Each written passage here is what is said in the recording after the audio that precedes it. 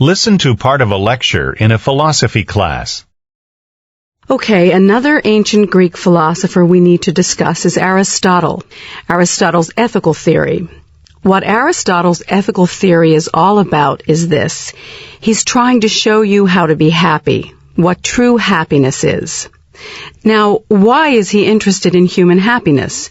It's not just because it's something that all people want or aim for. It's more than that.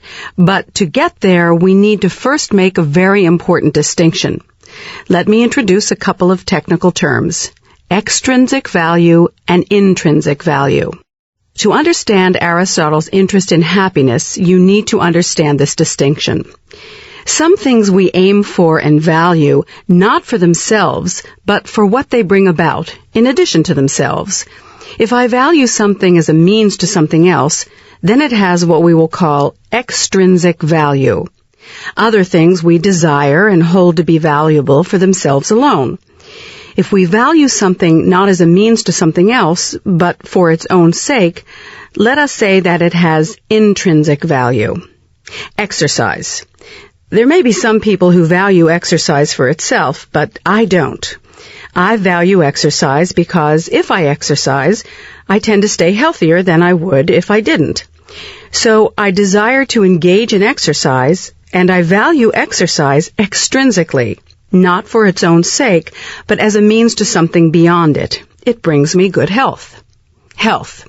Why do I value good health? Well, here it gets a little more complicated for me.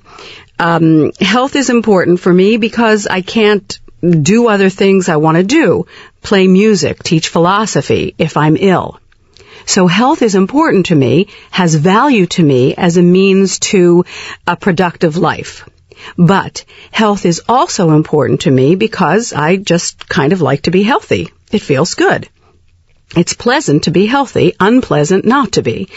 So to some degree, I value health both for itself and as a means to something else, productivity. It's got extrinsic and intrinsic value for me. Then there's some things that are just valued for themselves. I'm a musician, not a professional musician. I just play a musical instrument for fun. Why do I value playing music? Well, like most amateur musicians, I only play because, well, I just enjoy it. It's something that's an end in itself. Now, something else I value is teaching. Why? Well, it brings in a modest income, but I could make more money doing other things. I'd do it even if they didn't pay me. I just enjoy teaching. In that sense, it's an end to itself. But teaching's not something that has intrinsic value for all people. And that's true generally. Most things that are enjoyed in and of themselves vary from person to person. Some people value teaching intrinsically, but others don't. So how does all this relate to human happiness? Well, Aristotle asks, is there something that all human beings value, and value only intrinsically, for its own sake and only for its own sake? If you could find such a thing, that would be the universal final good, or truly the ultimate purpose or goal for all human beings. Aristotle thought the answer was yes. What is it? Happiness. Everyone will agree, he argues, that happiness is the ultimate end, to be valued for itself, and really only for itself. For what other purpose is there in being happy? What does it yield? The attainment of happiness becomes the ultimate or highest good for Aristotle. The next question that Aristotle raises is, what is happiness?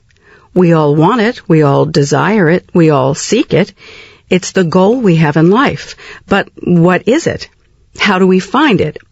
Here, he notes, with some frustration, people disagree. But he does give us a couple of criteria or features to keep in mind as we look for what true human happiness is. True human happiness should be, as he puts it, complete. Complete in that it's all we require. Well, true human happiness, if you had that, what else do you need? Nothing. And second, true happiness should be something that I can obtain on my own. I shouldn't have to rely on other people for it. Many people value fame and seek fame. Fame for them becomes the goal. But according to Aristotle, this won't work either, because fame depends altogether too much on other people. I can't get it on my own without help from other people. In the end, Aristotle says that true happiness is the exercise of reason, a life of intellectual contemplation, of thinking. So let's see how he comes to that.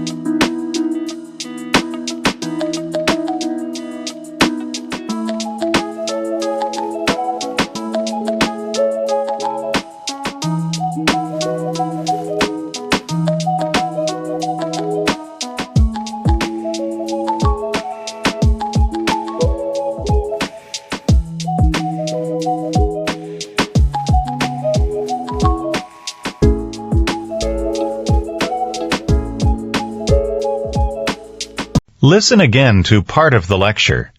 Then answer the question. Now, something else I value is teaching. Why? Well, it brings in a modest income, but I could make more money doing other things. What does the professor mean when she says this? Well, it brings in a modest income, but I could make more money doing other things.